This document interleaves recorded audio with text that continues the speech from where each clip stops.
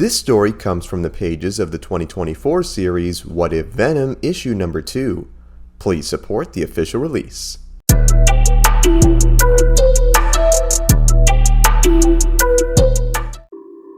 The issue begins where we see Sabretooth enter a bar in Chinatown where he senses a familiar presence. Before he could even sniff it out, this familiar presence confirmed who it was as things pan over as we see our hairy buff short king Wolverine enjoying a drink. Confronting his longtime foe, Logan told the man that he knew he had stolen a piece of the Venom symbiote from She-Hulk, which he then planned to sell to the black market, more specifically, a group called the Triads. Remarking that not even he thought Victor would be this dumb with something so dangerous, Logan told the man that he would stop him, where of course things turned into a full-on bar brawl. I mean, come on, this is a Wolverine story. If there's not a bar fight, you're not doing it right. Lunging at the mutant and plunging his claws right into his chest, poor Wolvie was only laughed at by Victor, who then called him pathetic, sending the hero to the ground. With the bloodied X-Man on the floor, Sabretooth then finished the job by slamming down upon the man's head, knocking him out cold. Thinking he was victorious, Sabretooth soon heard the all-too-familiar sound of claws popping behind him, where a freshly healed Logan awakened, where he then sliced into the man's backpack, where out leaked the still very living symbiote, which began to envelop itself all around the rightfully shocked Wolverine. Feeling the alien's tendrils inside of him, Logan attempted to free himself from this hentai nightmare, but it was no use, as the more he fought, the stronger it got. As Sabretooth watched his rival writhe in pain, he then reveals to him that the Triads had not hired him as we initially believed. We then see he was hired by a mysterious higher power, and things had played exactly into its hands, for he wanted this exact moment to happen.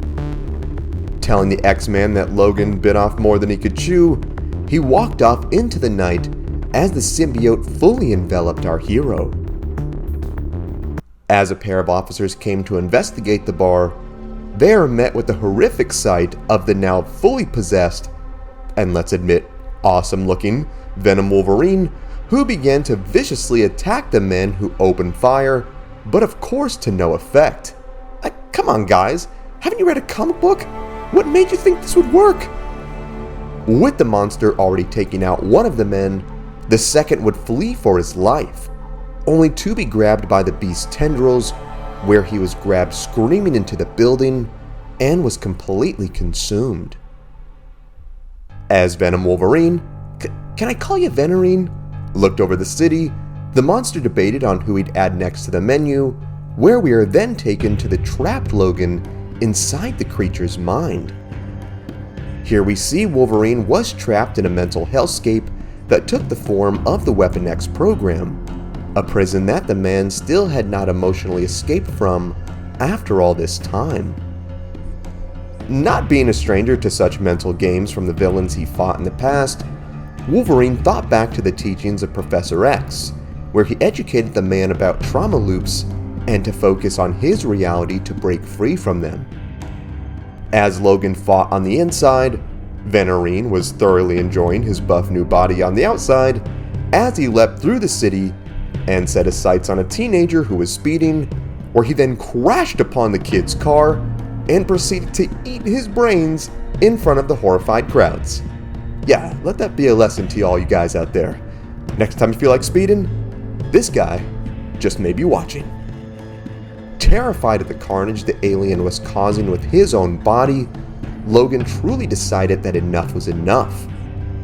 He then focused all of his mental power on the situation, where he then activated his claws once again. As the mental clutches of the symbiote encased the tank ready to drive him back into the darkness, the X-Man told the thing to back off and that it messed with the wrong animal. We are then taken back to the symbiote outside as it looked over the church where Peter Parker tried to get rid of it, where it lamented its former master. However, was not too upset, for with Wolverine under their control, it was now more powerful than ever. Before it could finish, the alien was interrupted mid-monologue by the voice of Logan, asking if it missed him.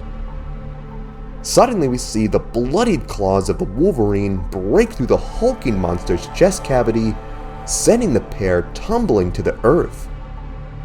As the symbiote lay unconscious, we see Wolverine fully emerge, tearing himself free from its control, finally awakened from this nightmare.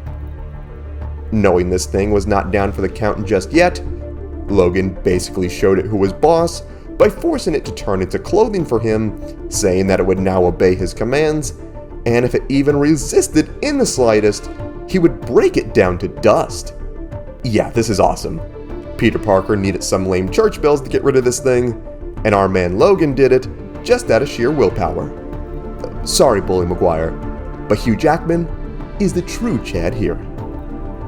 As Wolverine got dressed with the remains of the alien who he just punked, he was greeted by a wealthy individual who remarked that the X-Man was a hard person to reach. It turns out that this man was Stephen Grant, this world's Moon Knight, who was here to help.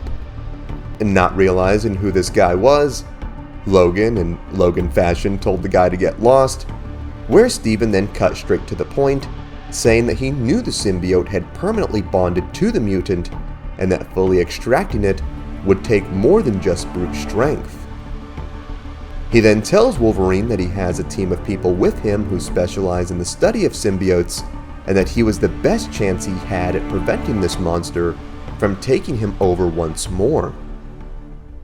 As Wolverine debated if he should trust Oscar Isaac or not, we are then taken back to the bar where this story began.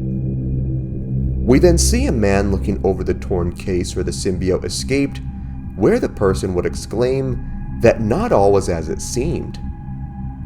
We then see that this mysterious investigator was none other than the Sorcerer Supreme himself, this world's Doctor Strange.